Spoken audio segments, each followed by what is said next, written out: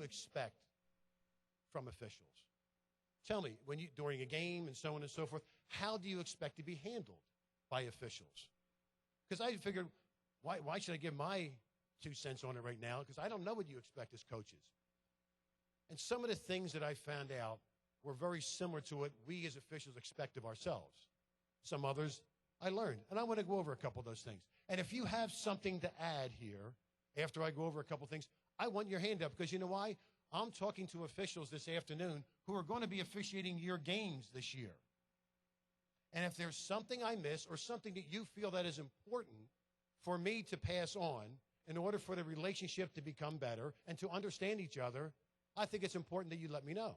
But the expectations that the coaches had, first couple things, like I said, the first couple things totally agree on. It's something that we expect of ourselves. Number one, the appearance of an official.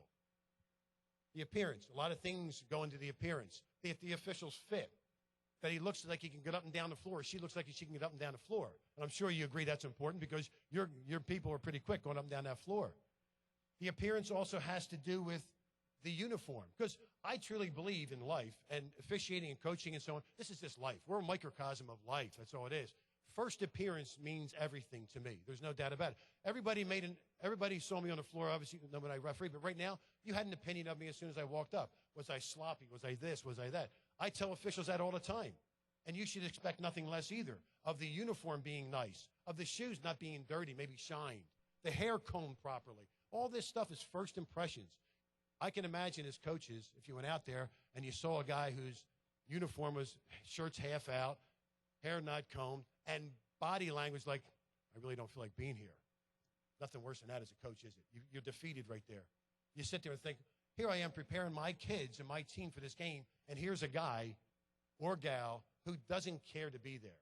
And I tell officials all the time, you don't want to be there, give the game back to somebody who wants to be there, because you're doing the game a disservice. So I think we can agree with that. Also, during the course of a game, I think we can all agree, and the expectations of the coaches I talk to, about not only being fit, but hustling on the floor. You can be fit and be lazy guy just walking up and down the floor. I'll never forget, I'm watching my nephew in a 5th and 6th grade game 3-4 years ago. And I remember I started out working 5th and 6th grade boys and girls. And I worked 3, 4, 5 games a day. And I ran up and down the floor. And these guys were literally walking up the floor. I was embarrassed. I had to leave, because I'm a referee. That's a reflection on me. It's just like if a coach, like a Bobby Knight, throws a chair and all, well, that's a reflection on you. And you don't want that behavior. I don't like that behavior. So hustle is so important to I know, all of you coaches, because it helps you get in a position to hopefully make the right call. Are we going to get it right all the time? Heck, no, we're not. There's no doubt. But if you hustle and get in position, I don't think there's much that coaches can say, except I disagree with your judgment on that call. Because if somebody is running up and down the floor and doing the best they can, what else can you ask of them? Okay, so they're wrong. I'm sure coaches are wrong too, once in a while. But the other thing, too, is to know the rules. I'm sure you expect them to know the rules. You know your X's and O's? Well, the X's and O's of officials are rules. And you should expect the officials to know the rules. And officials better know the rules. That's their product. If I'm a salesman, my product is my rule book, and I better know that product, because when a coach comes to me and says, Steve, Coach, no, the rule says this. I have to do it by rule. What can you say then? It's not judgment. It's rules. So I think we can all agree on that. But now, the most important thing I got to when polling the coaches, the most important thing I got to was, and every one of them to a man said, I want to be handled with respect. Interesting. He says, I don't want someone to be arrogant. I want them to be approachable. All agree? Right? You want to ask a question, and you want somebody to come to be receptive to that question. And you know what? You're right. It shouldn't be someone asks a question and somebody, oh, sit down, coach, shut up.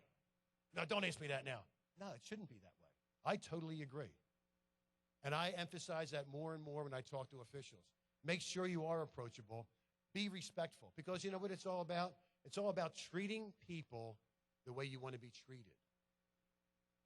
And if somebody treats me in a professional manner, they deserve that respect and that courtesy to be respected also. And I think that's the thing. Also, they said to be honest. To be honest. If you missed a call, my friends who are coaches say, Steve, I really respect a guy that, number one, respects me, he's approachable, and then when I do ask him about a play, that he's honest, that he can sit there and say, Coach, I'm sorry, I think I missed that play. Now, obviously, a referee can't keep saying that all game long or he's in trouble. There's no doubt about it. Even though you might think he's missing it all day long, he's going to be in trouble if he keeps saying it. But to be honest, to say, Coach, this is how I saw it. This is the angle that I had, and so on and so forth. To be honest with that. And also, one of the last things that they said was to be consistent. Now, to me, it's really funny. To me, as an official, has a broad meaning for me. I hear it all the time. Ref, be consistent. A lot of times I think, and I'm joking here, of course, when I say it means be consistent means called for your team. Is that what that means? But you know what? I'm serious on this one too. If somebody can help me out with this, in your opinion, and this is strictly your opinion because I really think it's important, can somebody here define in your opinion what consistency would be? Because I think it's important that we all know from a coach's point of view what consistency is. Yes. Testing.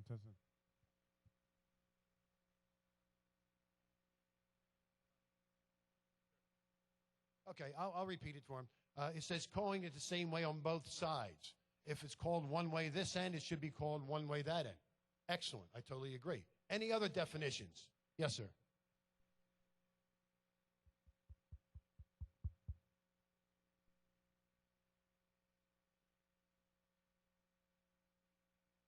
Perfect.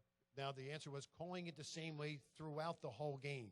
Same thing in the first quarter as in the fourth quarter. If you've been calling it tight in the first quarter, continue to call it tight in the fourth quarter so there's some consistency within the game. Anything else? Yes, ma'am.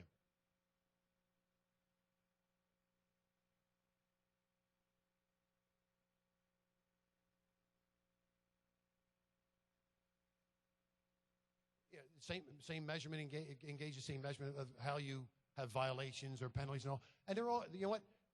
Totally agree.